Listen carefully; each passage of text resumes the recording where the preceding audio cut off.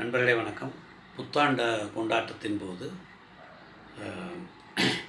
அமெரிக்காவில் 2 சம்பவம் நடந்திருக்கு. அதில் ஒன்று வந்து அந்த புத்தாண்டு கொண்டாட நைட்டு கொண்டாடிக்கிட்டு இருக்கிற கூட்டத்துக்குள்ள ஷம்சுத்தின் ஜாபர்னு ஒருவன் வந்து அவன் வந்து மிலிட்ரியிலேருந்து ரிட்டையர்ட் ஆனவன். அவனுடைய வாகனத்தை ஓட்டி கொண்டு போய் கண்டபடி உள்ள கூட்டத்துக்குள்ளே விட்டு கிட்டத்தட்ட 15 பேர் செத்து போயிட்டாங்க. 35 பேருக்கு மேலே படுகாயமடைந்தனர். இதில் துப்பாக்கியை வேறு வச்சு சுட்டுருந்தாங்க. ஸோ போலீஸ் வந்து எதிர்வினை ஆற்றும் அவனை பிடிக்கிறதுக்கு முயற்சி பண்ணும்போது சுட்டு கொண்டுட்டாங்க அவனை. பட் இதில் என்ன விஷயம்னா, இந்த மனிதன் அமெரிக்க பிரஜையாக இருந்து ஆப்கானிஸ்தான் சண்டையிலே அங்கே போய் இருந்திருக்கிறான் 1 வருஷத்துக்கு மேலே. அது மட்டும் இல்லை, இராணுவத்திலேருந்து வந்தவன், அமெரிக்க இராணுவத்தில் பணி செய்தவன். அவனே ஐஎஸ் பயங்கரவாதி கொடிகளை கட்டி இருக்கிறான்னா, இவங்களுடைய ஐடியாலஜி ஐஎஸ் இஸ்லாமிக் ஸ்டேட் அப்படின்னு சொல்லி செய்கிற பயங்கரவாதிகளுடைய தாக்கம் இராணுவத்தில் பணி புரிந்தவர்களுக்கு வருகிறது என்றால் மிகவும் கவலைக்குரிய விஷயம். இதனால்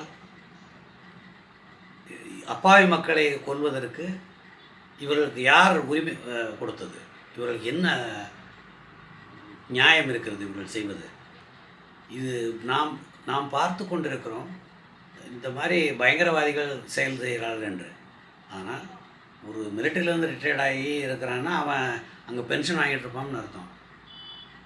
அங்கே வாழ்நாளில் சர்வீஸ் செய்ததெல்லாம் நாட்டுக்காக, அமெரிக்க நாட்டுக்காக.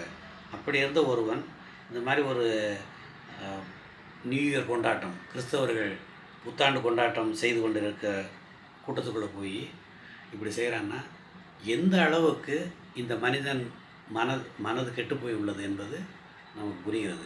மிகவும் வேதனைக்குரிய விஷயம். அரசுகள் மிகவும் கவனமாக இந்த மாதிரி, அதாவது பொறுப்பில் இருப்பவர்களே பயங்கரவாதிகள் சித்தாந்தத்தை ஏற்றுக்கொள்வர்களுக்கு போகிறதுங்கிறது வந்து ஆபத்தான ஒரு மூவாக தெரியுது எனக்கு. ஆபத்தான நகர்வாக எனக்கு தெரிகிறது. அது நல்லதில்லை. அமைதியான நாடுகளுக்கு அது நல்லதில்லை. இது உடனடியாக தீர்க்க விசாரிக்கப்பட்டு இதனுடைய வேர் எங்கே இருக்கிறது என்பதை பார்த்து முற்றிலுமாக ஒழிக்கப்பட வேண்டிய தீவிரவாதம் இது. அமெரிக்கா வந்து கொஞ்சம் கவனக்குறைவில் பல தடவை இப்படி மாட்டுறாங்க. அது மாதிரி இந்த தடவை இருக்குதுன்னு நான் நினைக்கிறேன். பட் இது நம் நாட்டிற்கும் இது ஒரு பாடம்.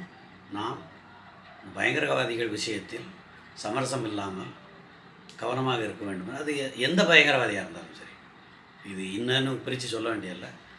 பயங்கரவாதம் செய்வர் யாராக இருந்தாலும் அவர்கள் ஒடுக்கப்பட வேண்டியவர்கள், ஒழிக்கப்பட வேண்டியவர்கள் என்பது நம் கருத்து. மற்ற விஷயத்தை வரும் வீடியோவில் பார்ப்போம். நன்றி, வணக்கம்.